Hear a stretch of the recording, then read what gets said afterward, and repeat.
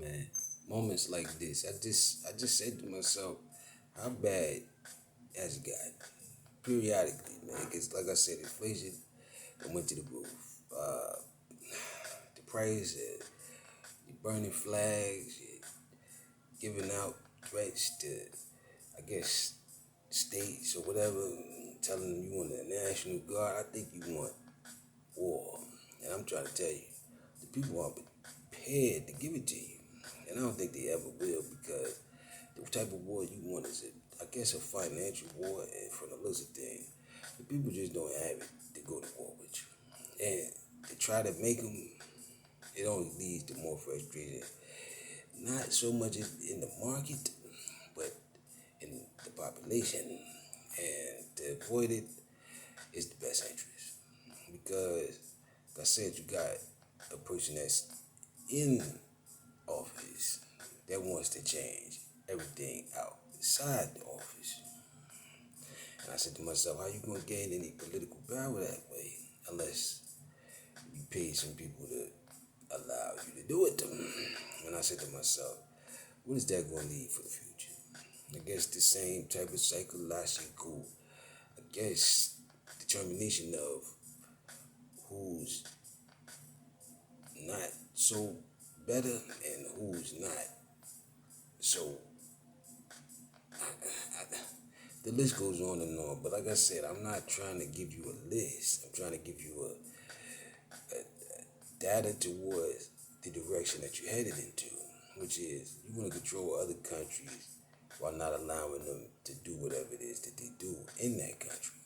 But then I said to myself, there is a way to process all these tariffs and all that stuff. It would be through rearranging your visa programs. I mean, internationally, because there's policies within those visas that you can change to, I guess, appropriate, I guess, whatever it is, retaliation that you're getting from Trump's terrorists. Because, like I said, he doesn't own your foreign countries. But to impose tariffs on them would only be for them to change their policies because I don't believe they can afford the tariffs that he's willing to put on them.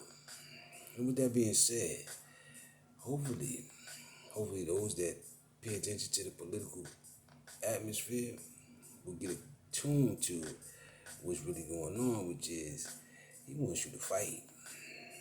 For what? I don't particularly know because there's no incentives to him getting you to fight. Whether it be National Guard, his policies, or whatever else it is that comes with that, I mean, individual.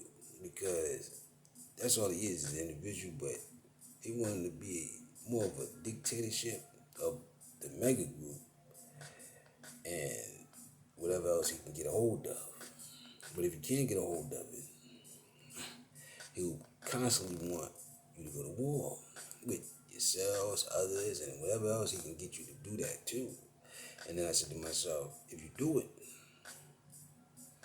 how would you actually feel about it? Because you may not get what he's actually offering you because he keep increasing the price on you. And like I said, will that ever end? Nah, that's up to the constituents to decide because they have a market and they have to sell. And the less you sell, probably more or less, he's gonna still keep the price up. And the more you sell, he's still gonna keep the price up. Why? Because it's not his stuff that he's selling, it's your stuff that he wants to sell. And this is what I mean by the whole confusion of the diagram because as the leader, he doesn't have a right to get involved in what you selling, creating, or whatever it is that you're doing, but he has such a hand on it that you seem to have to go through him to get it done. And then he takes the percentage off the top. All the while, like I said, he's in the same predicament. And from the looks of things, why? Because he owns companies himself. And I'm pretty sure he doesn't want your companies do better than his. But that's not my concern because I don't actually own companies. I actually, how you said,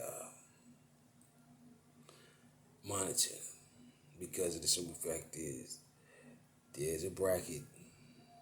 Those brackets have changed, then I have to tally up whatever items, whatever it is, and per that item, depending on how much of a seller it is, either foreign or domestic, it would still be a charge on it. But world leaders are now increasing the charges due to what Trump has created, which is he declared a tariff on them for whatever profits that they made in the past, I guess, 6 to 7 years. And with that being said, hopefully, just hopefully, the world will get a better view of you have to take what you know and inspire it inside of your company, companions, whatever else it is that you deem suitable for yourself because Trump wants a hold of it. He has the, what you call it, I call it the kleptomaniacism. That's what I'm calling it, the kleptomaniacism, where he feels as though he's so grandiose that he wants everything under his umbrella. And I'm trying to tell him, you haven't persuaded the people enough to get them underneath your umbrella. And to try to do it while they're in the middle of, I guess, chaos and trying to avoid the war that you're creating amongst them. It only leads to more, what do you call it? Kleptomaniacism. Because they're going to follow what you're creating. They're going to try to do the same thing, which is they start feeling like it's a tug of war of power. And it's the power doesn't belong to one individual or a group of individuals. It belongs to the creator. And like I said, you didn't create these, what you call it, kleptomaniacisms.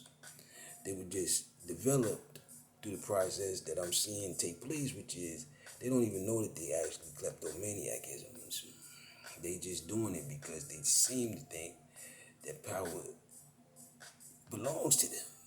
And I said to myself, well, if power belongs to you, you have to show something that proves that it belongs to you. Or at least have something to present that. Because otherwise, it would show lack of that. And from the looks of things, me creating these videos and doing what I gotta do for this, the Democratic president is now in his third term. With that being said,